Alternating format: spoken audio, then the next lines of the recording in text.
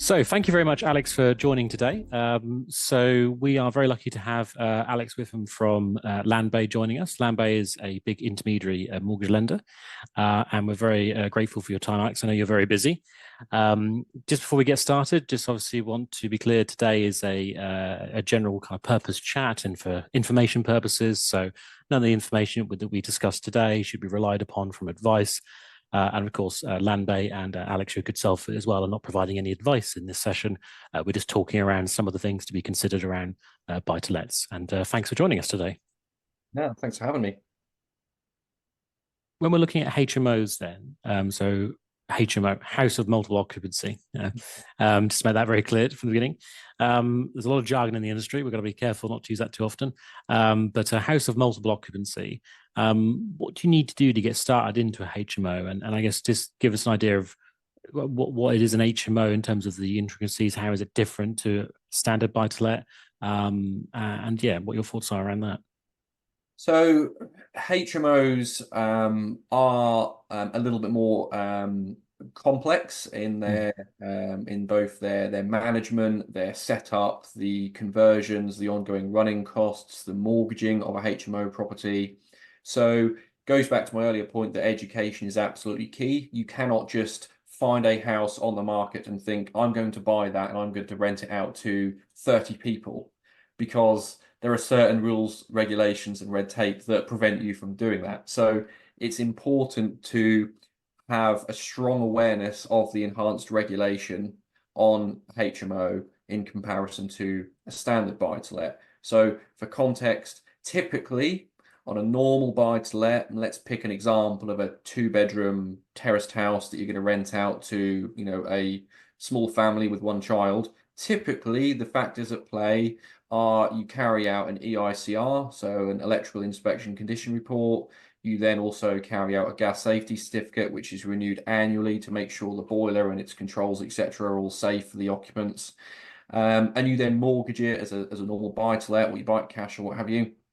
And then away you go. You may then have certain social factors and local factors in play, such as the need to get selective licensing.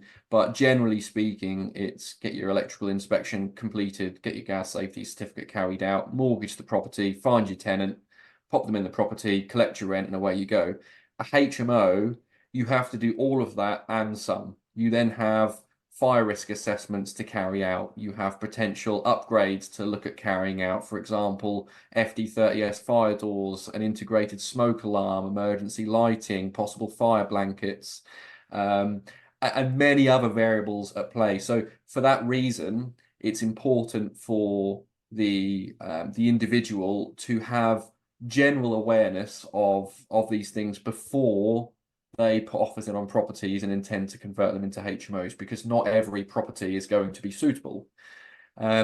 So finding the right type of property in the right area with the right audience, with the right floor plan is absolutely critical.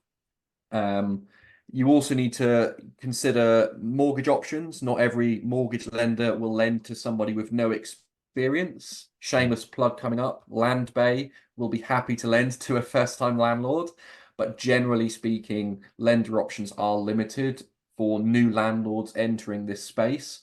However, HMOs are growing in popularity because when interest rates rise, yes, rents have risen, but that's affected the net profit on standard buy-to-let. So we have certainly seen, and the market has certainly seen, a growing trend and a growing demand for good quality HMO accommodation. So that being said, these are a very popular asset class, and it's important that people know, you can't just pop your money into a HMO blind and, reap the rewards. You need to be educated, and you need to understand the rules and regulations. And you might be thinking, how do you do that?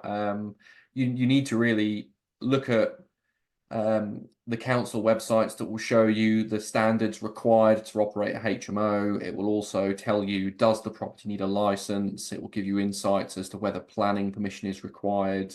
You can speak to good brokers like yourself to get you started, to explore different pricing, deposit requirements, and give a general awareness of what they need to do. But aside from that, it's not just you need 25% to buy a HMO, you also need to think about ongoing costs and other things that often get overlooked. If you have a HMO, you need to put furniture in the HMO. Yeah. Usually, a standard buy to let, you don't furnish that property. Not always, but usually they are unfurnished. Perhaps you put a cooker in if it's freestanding, but other than that, that's pretty much all you put in.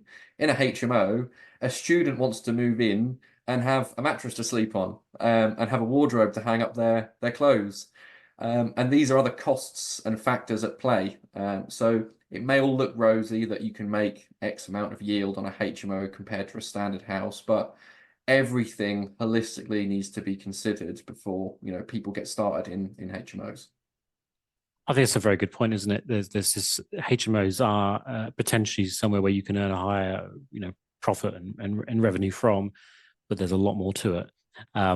And nothing wrong with going into it, but you've really got to go into it with, again, going back to earlier points, doing your research up front, engaging with the right professionals and preparing yourself.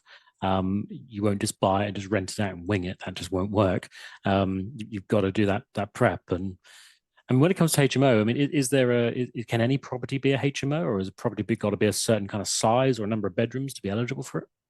So the definition of a HMO is three or more occupants forming more than one household that share a common facility. So, for example, a kitchen or a toilet or something like that. Usually it's kitchen. Sometimes you have en suites in every room. So usually it's a kitchen that's the shared area, shared communal area. But no, not every property can be a HMO because they simply may not comply. The general rule is a bedroom needs to be 6.51 square meters before you can rent that room out to an individual. So if you are wanting to buy a property, let's say next to a university, and you think this catchment is perfect, it's located within a short walk, I will go and I will buy that house, and I will rent it out on a room by room basis. If two of the rooms, which you get quite often, are large double bedrooms, but then the third room is a small box room, which is quite common in perhaps newer style properties, that box room, if it's beneath 6.51 square meters, usually will not be accountable for on a room rent basis. You'll have to use that as a work from home office, or somewhere to hang your laundry or something like that. You can't actually rent that room out. So you've got size matters. You've got things to consider from a room sizing perspective. You've then also got to look at if it's a freehold house and there is a restrictive covenant on the title, which I see on a semi-regular basis, which happens usually in an ex-council property where they will apply on the deeds a restriction to state the property can only be used as a single family dwelling. I'm not sure whether you've seen that yourself, but that's certainly something that us lenders see periodically. And if somebody is trying to buy that property and convert it to a HMO, they will get quite late into that process, hopefully before they've completed, and then they will be told by their solicitor, oh, did you know there is a restriction that you can't actually use that property as intended? And the deal will then collapse. So a lot of the time it's, scout the area, make sure that you've got your target audience, make sure you have a rough idea of the council requirements for how big the rooms need to be, how big the kitchen needs to be. Are there any planning restrictions in that area? Has the council flexed their Article 4 muscles and insisted on planning permission needing to be required to use the property as a HMO? And then make an informed decision, really. But quite often it leads back to leaning on the people that you've employed within your power team, exploiting their knowledge, and making sure that you get things right the first time, because people make out to be super, super simple and really easy, and you can do it with your eyes closed. You can't. There are lots of things at play. So it's about, making an informed decision at the end of the day. Okay. And when it comes to licenses and planning, Alex, because I know we've talked about this in the past, when it comes to HMO, again, you just defaultly think, if you're following some of this, you think, right, okay, I need to get regulator or license. I need to do something. I know I need to do it. But actually with HMOs, am I correct to say it's not just one thing? There's multiple things you need to do to be able to rent it out eventually. Yeah, indeed. So Not every property needs to be licensed for starters. So from where I'm based in Norwich, the Norwich Council requirements are you can buy a 2, 3, 4 bedroom property and rent it out up to 4 occupants. So I could rent it out to 3 or 4 students, 3 or 4 friends, 3 or 4 professionals. And I don't require a license in central Norwich, in the sort of uni catchment area, shall we say. So consequently, that's a relative hotspot, because if you don't need a license, that's less cost, a little bit of less red tape. That doesn't mean you can buy a tiny property and rent it out to multiple people, cramming them in. You've still got fire safety and everything else to consider. You cannot cram in too many people into a tiny space, because you will get your knuckles wrapped for that.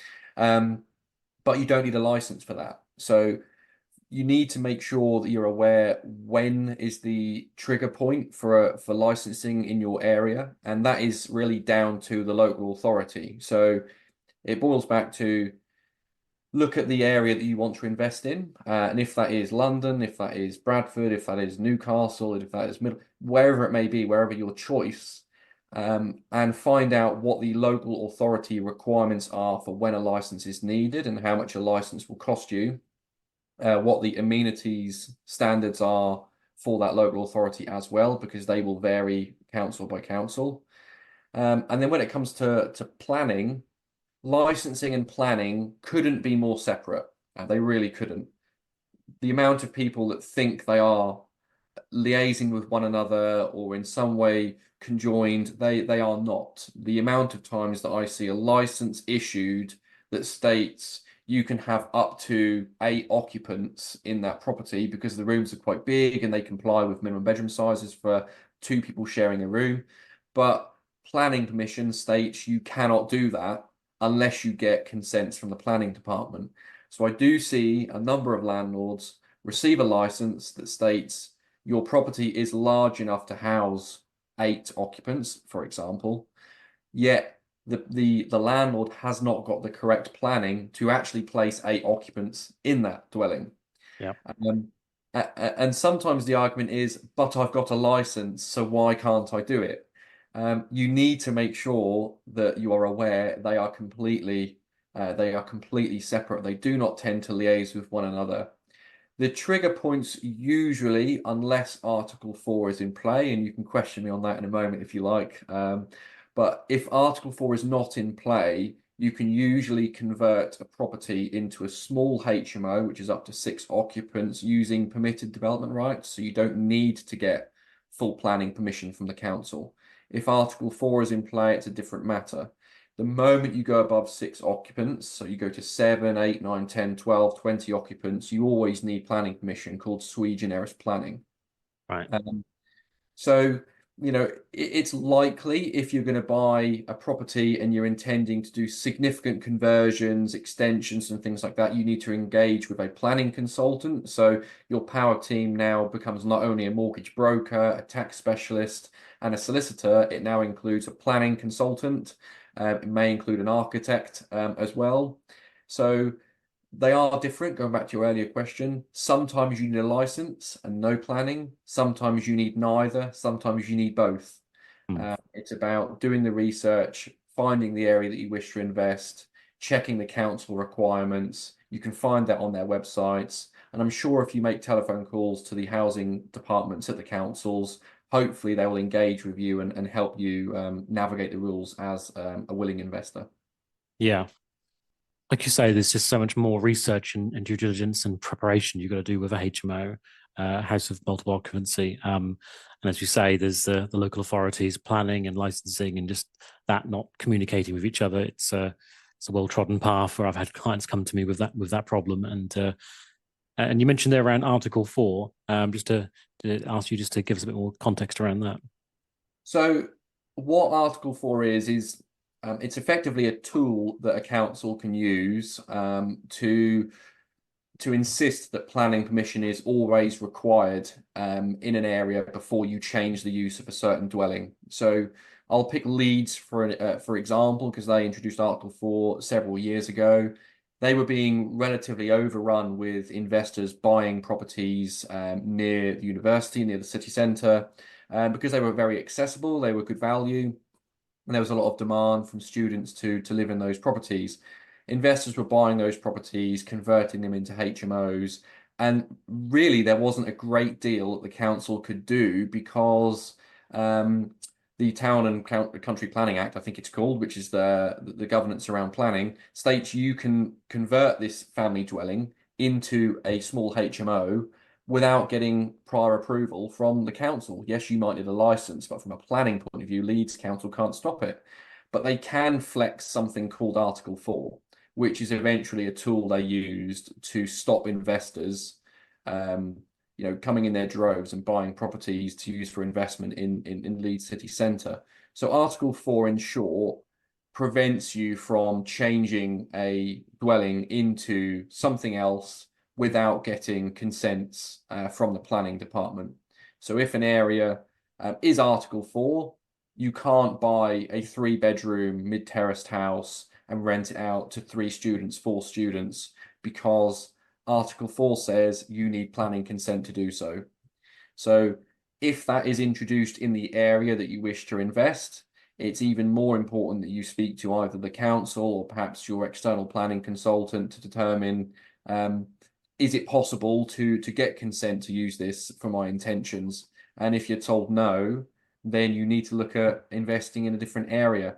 There's no good buying something cash and trying to convert it into a HMO. You've already become the owner because you've bought it for cash, and now you're told actually your intentions cannot be executed because you didn't investigate planning, licensing, and things like that. Which we smile. It happens, because people assume that they can do these things, but sometimes you can't.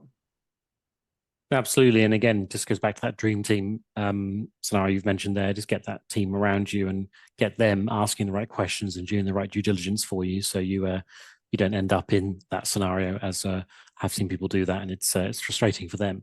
Yeah, Because especially with property, kind of every turn you take with a property, there's normally some sort of cost or tax implication to it. So you don't want to be doing those turns too often. right. When it comes to HMO, then, so what kind of tenant can you put in a HMO? You mentioned students earlier. Is students kind of the main thing for HMO, or are there different types of tenants you can have in a HMO?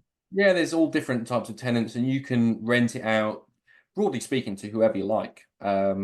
You need to make sure that you're doing your referencing and making sure you're doing your right to rent checks, of course. So when I said you can rent it out to who you like, technically I'm wrong, because you need to make sure they've got the legal right to rent the dwelling. Of But you course. can use students, professionals, you could rent it out to charities, you could rent it out to councils, companies to sublet, you could take guaranteed rent agreements, you could take leases with individuals that then carve the property up and rent it out on booking.com or as holiday lets. There's lots of things you can do, but you need to make sure your end occupant is going to allow easy mortgageability, because if you buy a property and you intend to rent that to a company that then guarantees you rent for 7 years, that's a very, very long lease agreement. And, there may need to be break clauses and things to make it more accessible to mortgage that property. Otherwise, the lender's concern is what happens if you default, and is the lender going to have to take over that lease, sit on that property for the remainder of that 7-year duration? So you need to pick your chosen audience, consult with the correct professionals to make sure that's mortgageable and your plans can be executed correctly, and there's no covenants preventing you from doing your desired plans. The most typical type of occupant of a HMO is a student or a professional. Student HMOs tend to be quite popular because it's a fairly predictable income stream. Because you have students that are there for the calendar year or beyond. They sometimes will pay as a result of their student loans and things. So you sometimes will get lump sum payments per term, which can be attractive from a cash flow perspective. But also, as long as you meet certain criteria, a student let for a HMO does not lead the landlord to paying council tax on Okay. that property. They are council tax exempt. So for that reason, that can be another hook for a landlord to consider a student let. That's certainly the case in my area. So hopefully that's the case nationally. I'm speaking from my area. You don't pay council tax for student lets in Norwich as long as you meet some criteria. But renting out to professionals is, of course, something else you can do if you're buying a HMO near a factory or a massive car manufacturing plant, for example. A HMO could work quite well if you're renting it out to, professionals who are there for employment reasons or contract reasons or what have you. So there are lots and lots of different types of tenants, but it boils down to who you want to live in that property, how the property is going to be managed, who is going to manage it for you. You've also got to consider, certainly from my perceptions of student lets personally, they tend to get well used, shall we say, in comparison to a high quality working professional let. Not always, but just tarring everyone with the same brush here. So there are other considerations that you need to think about before you make the decision. But a big one is if you are going to finance that property, you need to consider the implications of the occupant with your mortgage options. Often that is the last thing people think about, and it costs them in the long run. Yeah, no, definitely. Absolutely. Thank you, Alex, for that. Really informative insight there to how House of Multiple Occupancies, HMOs, how they work. Definitely it can be very lucrative, but definitely not straightforward either. So yeah, you've definitely got to do your homework on that one. That's right. Thanks for watching. And if you have any questions, please ask below and hit subscribe below so you don't miss out on our next episode.